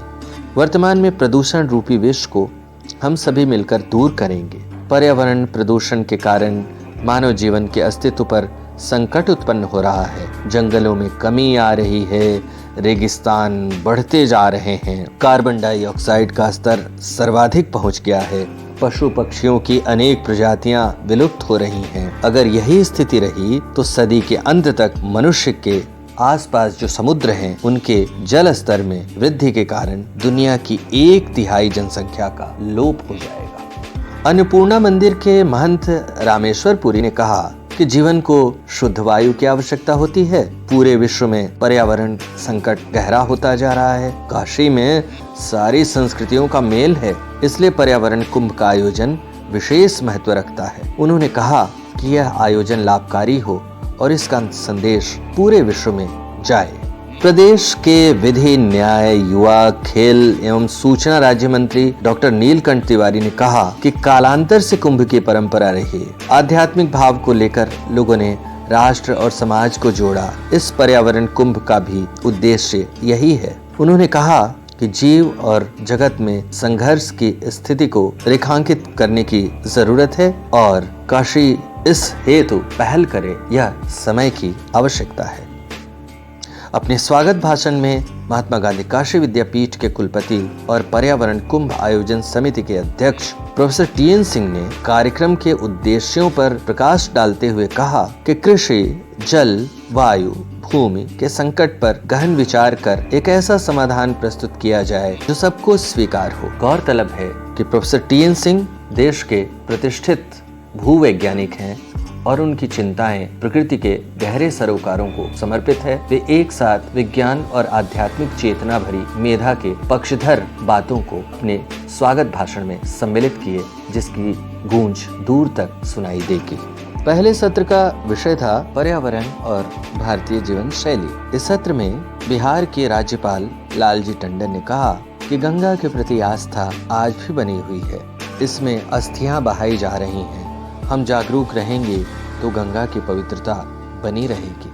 श्री टंडन ने महात्मा गांधी काशी विद्यापीठ में आयोजित पर्यावरण कुंभ में पर्यावरण और भारतीय जीवन शैली के संदर्भ में अनेक बातें कही। उन्होंने विशेष तौर पर काशी की आध्यात्मिक परंपरा को रेखांकित किया और इस रेखांकन के क्रम में उन्होंने यह भी बताया कि हिंदू धर्म में इस नगरी की किस तरह से विशेषता है और इसे बचाने के लिए किस तरह के पर्यावरण संतुलन और संरक्षण के उपायों को अपनाने की आवश्यकता है। उन्होंने रेखांकित किया कि हिंदू धर्म में जब अस्थियां प्रवाहित करते हैं तो उसके पीछे भी वैज्ञानिक कारण है। राख में जीवाणु होते हैं जो नदियों में कीटाणुओं को खींचकर बहा ले जाते हैं। अगर हम सब मिलकर पर्यावरण की रक्षा करें तो अपने आप स्थितियां बदलेंगी और ठीक होंगी। हेड ऑफ कम्युनिटी डेवलपमेंट नई दिल्ली के डॉक्टर पुनीत मिश्र ने कहा कि भारतीय जीवन और पर्यावरण को साथ लाने की जरूरत है। इसे यदि साथ लाया जाए तो हर व्यक्ति के स्वास्थ्य को सुरक्षित रखना संभव है। उन्होंने रेखांकित किया कि आज के युवाओं में नींद का ना आना, डिप्रेशन आदि जो बीमारियां बढ़ रही हैं, उसका मुख्य कारण पर्यावरण प्रदूषण ही है। उन्होंने परंपरा में हल्दी, जीरा और तुलसी जैसे तत्वों के रोजमर्रा की जिंदगी में शामिल होने के महत्व को रेखांकित किया और कहा कि इससे अनेक बीमारियों पर नियंत्रण पाना संभव है। सांसद डॉक्टर एसपी गौतम ने कहा कि हमारे चिंतकों ने पर्यावरण के चारों अणुओं पर चिंतन किया जो पर्यावरण स्वच्छता में सहायक है। पुराणों में भी जल को स्वच्छ रखने की विधियां बताई गई हैं। डॉक्टर गौतम ने मौसम के हिसाब से खान पान के प्रयोग की सलाह दी। हमें भोग नहीं योग की ओर जाना होगा, ऐसा उनका लक्ष्य था। इस आयोजन के दरमियान उप मुख्यमंत्री डॉक्टर दिनेश शर्मा ने एक प्रदर्शनी का अवलोकन किया। विश्वविद्यालय के प्रांगण में पर्यावरण पर आधारित डिजिटल और फोटो प्रदर्शनी का उद्घाटन जब किया गया तो उन अनेक जिज्ञासुओं की आंखें खुली की खुली रह गईं, जिनकी चिंताएं प्रकृति के बढ़ रहे असंतुलन की तरफ मुखरित हुई हैं और जो प्रकृति को सुधारने की दिशा में, पर्यावरण को ठीक करने की दिशा में अग्रसर है। मैदान में उप मुख्यमंत्री डॉक्टर दिनेश शर्मा सहित अतिथियों ने प्रदर्शनी का अवलोकन किया। प्रदर्शनी स्थल पर लोगों की भारी भीड़ रही। उत्तर प्रदेश सरकार और केंद्र सरकार की ओर से लगी प्रदर्शनियां भी सराही गई। सबके आश्चर्य और अचरज का केंद्र था सैंड आर्ट से बने समुद्र मंथन की प्रतिकृति का निर्माण।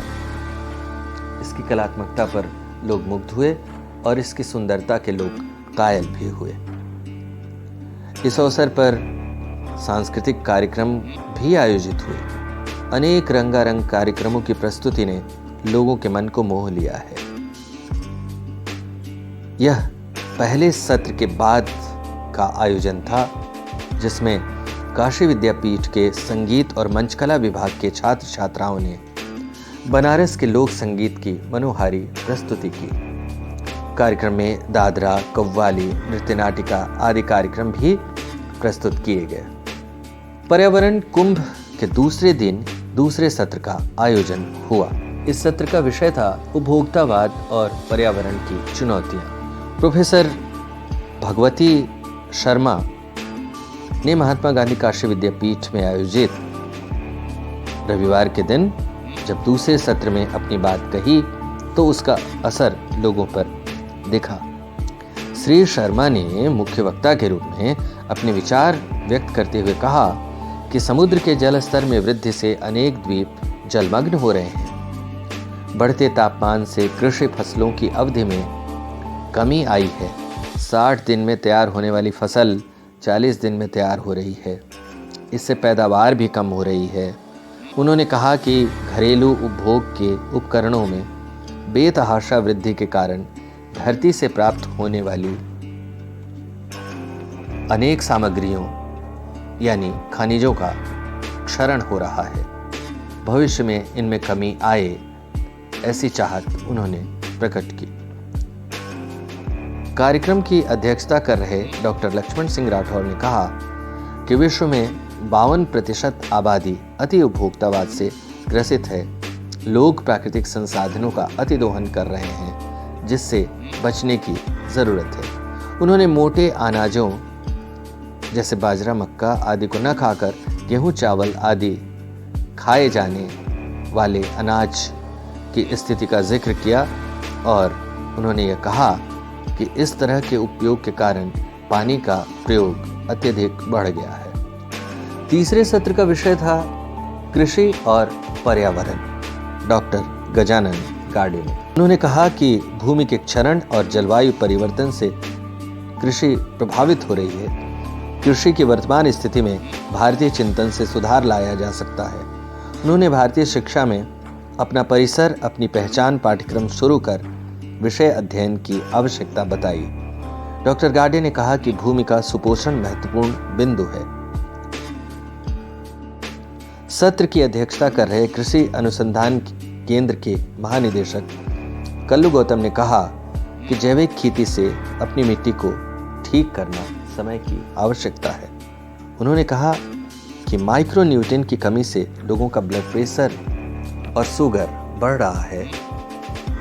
उन्होंने विभिन्न गैसों से होने वाले लाभ और हानि के बारे में विस्तार से अपनी बातें लोगों को बताई। सत्र को मनोज भाई सोलंकी ने भी संबोधित किया और कृषि से जुड़े अपने प्रयोग और अनुभव लोगों से साझा किए। समारोह के विशिष्ट अतिथि पद्मश्री छन्नूलाल मिश्र ने गीत के माध्यम से पर्यावरण सुरक्षा का आह्वान किया। उन्होंने अपने गीत मुख को आज दान देने दो, आज आया है कुंभ का शुभ दिन, मुक्ति को आज प्राण देने दो गीत का गायन कर लोगों को मंत्रमुग्ध कर दिया। समापन समारोह में विशिष्ट अतिथि राष्ट्रवादी चिंतक जयंत सहस्रबुद्धे ने अपने विचार व्यक्त करते हुए विज्ञान और प्रौद्योगिकी के संकट से पर्यावरण संकट से मुक्ति प्राप्त करने की बात कही। उन्होंने पर्यावरण संकट के मूल कारणों को जानने की आवश्यकता पर बल दिया और बताया कि विज्ञान प्रौद्योगिकी से सुख सुविधाओं को तो प्राप्त किया गया, लेकिन इससे पर्यावरण को भी अपार क्षति हुई और मनुष्य के भोग और उसकी जिम्मेदारी को समझने के अवसर को इस समय रेखांकित करने की आवश्यकता है। Professor TN. सिंह ने अतिथियों को अंग वस्त्रम और गीता भेंट कर स्वागत किया। कार्यक्रम का संचालन अंकिता खत्री और धन्यवाद ज्ञापन विश्वविद्यालय के कुल सचिव डॉक्टर साहबलाल मौर्य ने दिया। दो दिवसीय पर्यावरण कुंभ ने अपने संदेशों को बखूबी प्रकट किया। इस अद्भुत आयोजन की अनगूंज और सुवास को दिलो दिमाग में समाहित करते हुए कार्यक्रम स्थल से लोग विदा हुए और इस तरह पर्यावरण कुंभ रस्मी तौर पर तो समाप्त हुआ, पर रूहानी तौर पर दिलो दिमाग का हिस्सा बन जिंदा सच में रूपांतरित हो गया। लोगों ने अनेक संकल्प लिए और बदलाव के जुनून को अपने जीवन के हमसफर के रूप में शामिल करने का संकल्प लिया। इनमें से कुछ का उल्लेख करना लाजमी होगा। लोगों ने इस बात को बखूबी समझा कि पर्यावरण और विकास के बीच के संबंधों की सही समझ बनाई जाए। ऊर्जा प्रयोग में कौशल को तरजीह मिले। खेती के पेशे से जुड़े लोगों के बीच पर्यावरण चेतना के प्रति जागरूकता फैलाई जाए। प्रदूषण के लिए जिम्मेदार लोगों, उद्योगों पर अर्थदंड का प्रावधान हो। राष्ट्रीय योजनाओं के निर्माण में उपयुक्त बातें प्रेरक बने। इसके मुताबिक जीवन शैली में कुछ सहज बदलाव लाकर हम इस अभूतपूर्व संकट का मुकाबला कर सकते हैं। जैसे कम दूरी के स्थानों के लिए हम डीजल पेट्रोल वाहनों का प्रयोग न कर साइकिल का प्रयोग करें, वृक्षों की कटाई में कमी लाएं, इस्तेमाल के बाद फेंक दी जाने वाली वस्तुओं का अत्यधिक प्रयोग करें, पेड़ लगाएं, जब भी और जहां भी संभव हो बिजली के उपयोग में कमी लाएं, सार्वजनिक यातायात साधनों का प्रयोग करें, दिन के समय प्राकृतिक रोशनी का प्रयोग करें, जब भी संभव हो पैदल चलें, वर्षा जल का संचयन करें, रोशनी के लिए CFL बल्बों का प्रयोग करें, मौसमी और स्थानीय खाद्य पदार्थों का प्रयोग किया जाए, कूड़े को जला दिया जाए, पॉलीथीन या प्लास्टिक प्रयोग नियंत्रित करने के लिए हमेशा कपड़े के थैले का प्रयोग किया जाए। ये कुछ ऐसे बदलाव हैं जिनके बल पर हम अपने कार्बन उत्सर्जन को एक हद तक नियंत्रित कर सकते हैं, अपने पर्यावरण को हरा भरा बना सकते हैं और शताब्दियों तक अपनी आने वाली पीढ़ी के लिए ही नहीं, खुद के लिए भी जिंदा होने के मुकम्मल सच का आख्यान प्रस्तुत कर सकते हैं।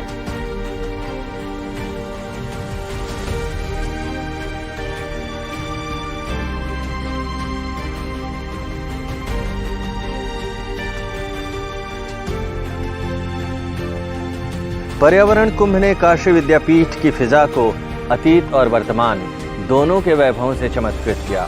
अतीत जिसकी स्वर्णिम आभा से हम आने वाले भविष्य को सिरजते हैं और वर्तमान बारिश के बूंदों से जब धरती लहालोट होती है और जो सौंधी महक निकलती है, उस तरह के वर्तमान को समेटे हुए पर्यावरण कुंभ ने एक लाजवाब और शानदार काम किया। जब हम अतीत की बात करते हैं तो यह नहीं भूलना चाहिए कि यह काशी है और काशी जिसकी वैभव की चमक दुनिया के हर हिस्से में फैली हुई है। और एक ज़माने में बनारस के बारे में अंग्रेज़ी लेखक मार्क ट्वेन ने कहा था, बनारस इतिहास से भी पुराना है, परंपराओं से भी पुराना है, किंवदंतियों से भी प्राचीन है, और जब इन सब को एकत्र कर दें तो संग्रह से भी 2 गुना प्राचीन है। पर्यावरण कुंभ का समापन शिव नृत्य इसी प्राचीनता को भी साकार कर रहा है। निश्चित रूप से वह अतीत जो वर्तमान की जमीन से साकार होता है और जिसकी भविष्य दृष्टि जीवन को रचने की चिंता से भी सराबोर है।